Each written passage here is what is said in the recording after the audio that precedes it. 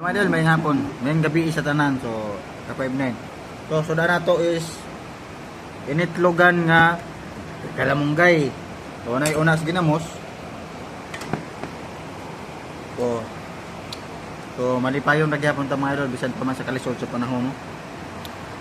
Wala gyud ito silain mga idol kasi magtipid man ta kay una gaingon mga idol di man ta dato. So mo gyud na to ang maintain makaon no. Madali-dali, dahon sa kamunggay, kalibre naman mga idol, mga ayo ta. Butangan og itlog no sa kabuok. So ayan, mga mga idol. Malipayon gyapon ni si Roy D mga idol bisan pa man sa kalisod no sa panahon mga idol no. San pa man nagwanta ta sa pagkaon nga dili makaon sa lain. No? Nga dato ini idol di man makaon. Kaya wa sila kalaya ini unsa ni nga nilutuan. Tayo ni kanya sanay naman ta.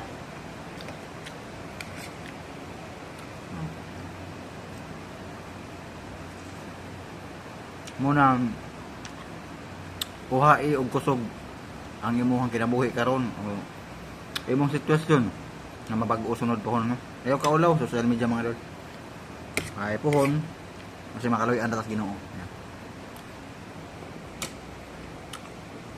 Ingat. Thank you for watching my idol no. Bye bye mga idol.